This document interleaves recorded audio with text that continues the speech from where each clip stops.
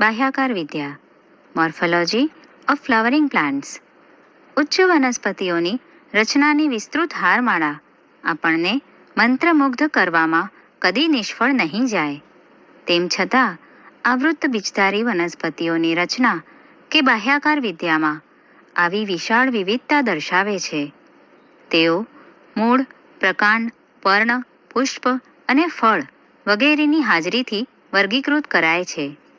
પ્રકરણ 2 અને 3માં બાહ્યાકાર વિદ્યાકીય એટલે કે મોર્ફોલોજીકલ અને અન્ય લાક્ષણિકતાઓને આધારે વનસ્પતિઓના વર્ગીકરણ વિશે વાત કરી. કોઈ પણ ઉચ્ચ વનસ્પતિ કે કોઈ પણ સજીવના દ્રવ્યોના વર્ગીકરણ અને સમજ વિશેના સફળ પ્રયાસ માટે આપણે પ્રમાણિત શબ્દાવલી અને પ્રમાણિત વ્યાખ્યાઓ વિશે જાણવાની આવશ્યકતા છે. આપણે વનસ્પતિઓના વિવિધ ભાગોમાં રહેલી શક્ય વિવિધતાઓ એટલે કે ભિન્નતાઓ જોવા મળતા તેમના પર્યાવરણ તરફના અનુકૂલનો એટલે કે એડેપ્ટેશન્સ વિશે પણ જાણવાની જરૂર છે. દાખલા તરીકે વિવિધ નિવાસસ્થાનો, રક્ષણ, પ્રોટેક્શન, આરોહણ, ક્લાઇમ્બિંગ, ખોરાક સંગ્રહ વગેરે માટેના વનસ્પતિઓના અનુકૂલનો. જો તમે કોઈ પણ નીંદણ એટલે કે વીડને જમીનમાંથી બહાર ખેંચશો તો તમે જોશો કે તેઓ બધા મૂળ, પ્રકાંડ અને પર્ણ ધરાવે છે. તેઓ પુષ્પ અને ફળ પણ ધરાવી શકે છે. સપુષ્પ વનસ્પતિઓનો ભૂમિગત એટલે કે અંડરગ્રાઉન્ડ ભાગ મૂળતંત્ર છે, જ્યારે જમીનથી ઉપરનો ભાગ એ પ્રરોહતંત્ર એટલે કે શૂટ સિસ્ટમ બનાવે છે. મૂળ, ધ રૂટ. મોટાભાગની દ્વિદળી વનસ્પતિઓમાં ભ્રૂણમૂળ, આદિમૂળ એટલે કે રેડિકલ પ્રલંબન પામી પ્રાથમિક મૂળની રચના થાય છે કે જે જમીનની અંદર વૃદ્ધિ પામે છે. તે ઘણી રીતે ગોઠવાયેલા પાર્શ્વીય મૂળ એટલે કે લેટરલ રૂટ ધરાવે છે, જે દ્વિતીયક, તૃતીયક મૂળ તરીકે ઓળખાય છે. પ્રાથમિક મૂળ અને તેની શાખાઓ સોટીમય મૂળતંત્ર એટલે કે ટેપરૂટ સિસ્ટમ નિર્માણ કરે છે, જે રાઈ વનસ્પતિમાં જોવા મળે છે.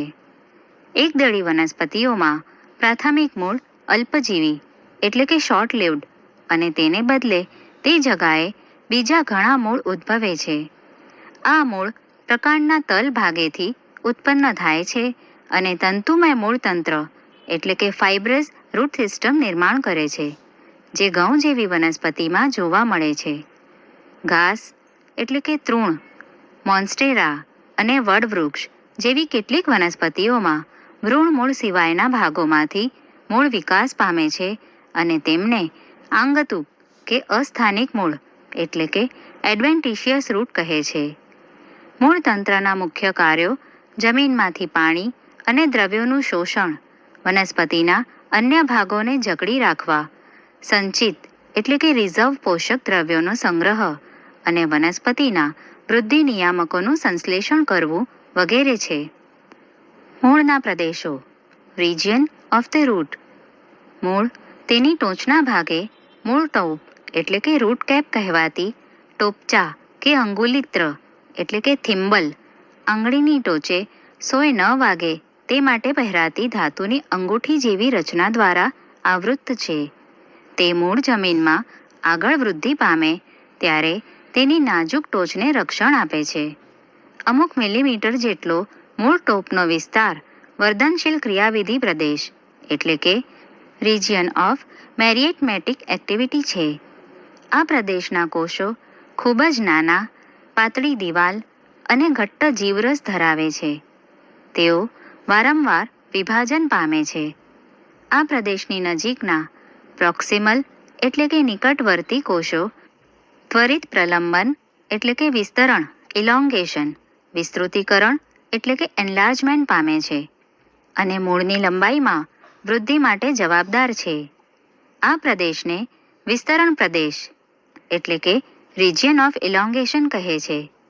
વિસ્તરણ પ્રદેશના કોષો ક્રમશઃ વિભેદિત એટલે કે ડિફરન્શિએટ અને પરિપક્વ એટલે કે મેચ્યોર પુખ્ત થાય છે. આથી વિસ્તરણ પ્રદેશના નિકટવર્તી વિસ્તારને પરિપક્વન પ્રદેશ એટલે કે રિજિયન ઓફ મેચ્યુરેશન કહે છે. આ વિસ્તાર પૈકીના કેટલાક અધિસ્તરીય કોષો ખૂબ જ બારીક અને નાજુક દોરી જેવી પાતળી રચનાઓ ધરાવે છે, જેને મૂળ રોમ એટલે કે રૂટ હેર્સ કહે છે. આ મૂળ રોમ જમીનમાંથી પાણી અને દ્રવ્યોનું શોષણ કરે છે. મૂળના રૂપાંતરણો. Modification of root. કેટલીક વનસ્પતિઓમાં મૂળ તેમનો આકાર તથા રચના બદલે છે અને પાણી તથા દ્રવ્યોના શોષણ સિવાયના કાર્યો માટે રૂપાંતરિત થાય છે. તેઓ આધાર, ખોરાકના સંગ્રહ અને શ્વસન માટે રૂપાંતરિત થાય છે. ગાજર એટલે કે કેરોટ અને સલગમ એટલે કે ટર્નિપમાં સોટી મૂળ અને શક્કરિયા એટલે કે સ્વીટ પટેટોના અસ્થાનિક મૂળ કદમાં મોટા બની ફૂલે છે અને ખોરાક સંગ્રહ કરે છે. શું તમે કેટલાક વધુ આવા ઉદાહરણો આપી શકો છો? શું તમને ક્યારેય આશ્ચર્ય થયું છે કે વડમાં આધાર આપતી લટકતી આ રચનાઓ શું છે? આ રચનાઓને સ્તંભ મૂળ એટલે કે પ્રોપ રૂટ કહે છે. આ જ રીતે મકાઈ, મેઝ અને શેરડી શુગરકેનમાં પ્રકાંડ આધાર મૂળ ધરાવે છે, જે પ્રકાંડની નીચેની ગાંઠોમાંથી ઉદ્ભવે છે. તેમને અવલંબન મૂળ એટલે કે સ્ટિલ્ટ રૂટ કહે છે.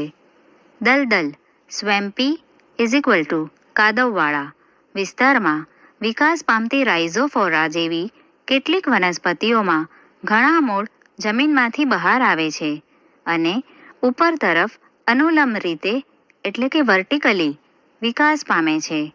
આવા મૂળને શ્વસન મૂળ એટલે કે ન્યુમેટોફોર્સ કહે છે, જે શ્વસન માટે ઓક્સિજન મેળવવામાં મદદરૂપ છે. કઈ લાક્ષણિકતાઓ છે કે જે પ્રકાંડને મૂળથી જુદું પાડે છે?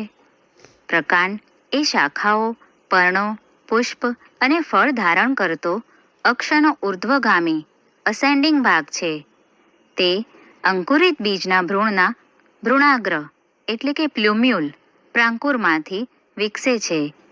પ્રકાંડ એ ગાંઠો એટલે કે નોડ્સ અને આંતરગાંઠો એટલે કે ઇન્ટરનોડ્સ ધરાવે છે. પ્રકાંડનો વિસ્તાર કે જ્યાં પર્ણો ઉદ્ભવે છે તેને ગાંઠ કહે છે, જ્યારે બે ગાંઠ વચ્ચે રહેલો વિસ્તાર આંતરગાંઠ છે.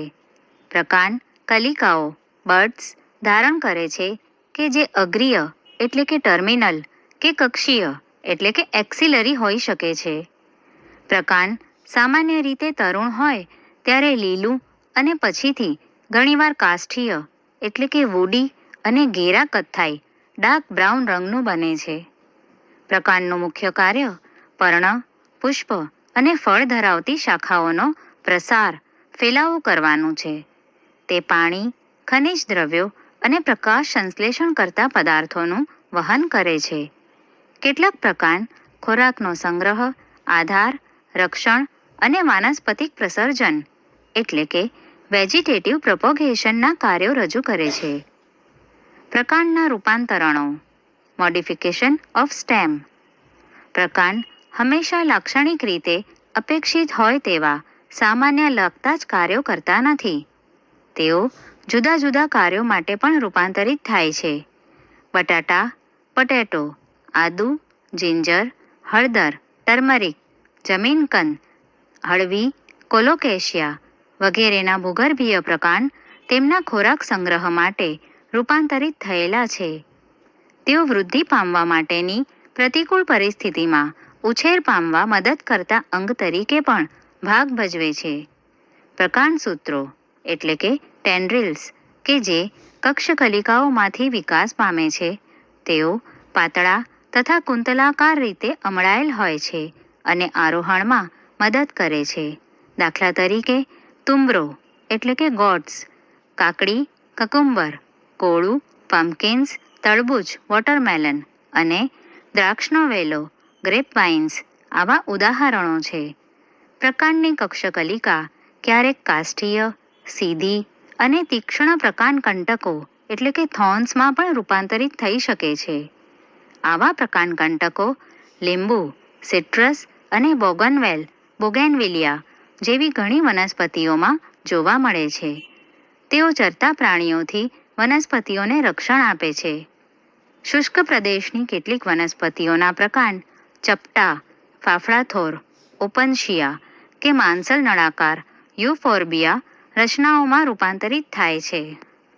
તેઓ હરિતદ્રવ્ય ધરાવે છે અને પ્રકાશ સંશ્લેષણ કરવા સક્ષમ છે. ઘાસ અને સ્ટ્રોબેરી વગેરે જેવી કેટલીક વનસ્પતિઓના ભૂગર્ભીય પ્રકાંડ નવા નિકેતો કે જીવંત ભાગો એટલે કે નિશિષ તરફ પ્રસરણ પામે છે અને જ્યારે જૂના ભાગો નાશ એટલે કે મૃત્યુ પામે ત્યારે નવા ભાગોનું નિર્માણ થાય છે. ફુદીનો, મિન્ટ અને જુઈ જેસ્મીન જેવી વનસ્પતિઓમાં મુખ્ય ધરી અક્ષના તલ ભાગમાંથી ઉપર તરફ પાતળી પાર્શ્વીય શાખા વિકસે છે અને હવાઈ રીતે વિકાસ પામ્યા બાદ થોડાક સમય માટે કમાન એટલે કે આર્ક આકારે નીચે તરફ વળી જમીનના સંપર્કમાં આવે છે. જળ શૃંખલા એટલે કે પિસ્ટિયા અને જળકુંભી આઇકોર્નિયા જેવી જલીય વનસ્પતિઓમાં ટૂંકી આંતરગાંઠો સહિત પાર્શ્વશાખા તથા ગુલાબવત પર્ણો રોઝેટ લીવ્સ ધરાવતી દરેક ગાંઠ અને મૂળનો ગુચ્છ જોવા મળે છે. કેળા, બનાના, અનાનસ, પાઇનેપલ અને ગુલદાઉદી ક્રિસેન્થેમમમાં મુખ્ય પ્રકારના તલ પ્રદેશ અને ભૂગર્ભીય ભાગમાંથી પાર્શ્વીય શાખાઓ ઉદ્ભવી જમીનની નીચે આડી વિકાસ પામી અને ત્યારબાદ ત્રાંસી થઈને ઉપર તરફ બહાર આવી પર્ણપ્રરોહ લીફી શૂટ્સ પર્ણપ્રાંકુરોમાં વિકસે છે. એ પ્રકાંડ પરથી ઉદ્ભવતી પાર્શ્વીય સામાન્ય રીતે ચપટી રચના છે. તે ગાંઠના ભાગે વિકાસ પામે છે અને તેના કક્ષમાં કલિકા ધરાવે છે. કક્ષકલિકા ત્યારબાદ શાખામાં પરિણમે છે. પર્ણો પ્રરોહના અગ્રીય વર્ધનશીલ પ્રદેશમાંથી ઉદ્ભવે છે અને અગ્રાભિવર્ધી એટલે કે એક્રોપિટલ ક્રમમાં ગોઠવાય છે. તેઓ પ્રકાશ સંશ્લેષણ માટે ખૂબ મહત્વના વાનસ્પતિક અંગો છે. લાક્ષણિક પર્ણ મુખ્ય 3 ભાગો ધરાવે છે: પર્ણતલ લીફ બેઝ, પર્ણદંડ પેટિયોલ અને પર્ણફલક લેમિના. પર્ણ એ પર્ણતલ દ્વારા પ્રકાંડ સાથે જોડાય છે અને ઘણા ખરા બે પાર્શ્વીય નાના પર્ણો જેવી રચનાઓ ધરાવે છે. તેમને ઉપપર્ણો એટલે કે સ્ટિપ્યુલ્સ કહે છે. એક દડીમાં પર્ણતલ આવરણમાં વિસ્તરિત થાય છે જે પ્રકાંડને આંશિક રીતે કે સંપૂર્ણ રીતે આવરે છે. કેટલીક શિંબી એટલે કે લેગ્યુમ્સ વનસ્પતિઓમાં પર્ણતલ ફૂલીને મોટો બને છે કે જેને પિનાધાર એટલે કે પલ્વિનસ કહે છે. પર્ણદંડ એ પર્ણપત્ર લીફ બ્લેડને પ્રકાશ મળી રહે તે રીતે રાખવામાં મદદરૂપ છે.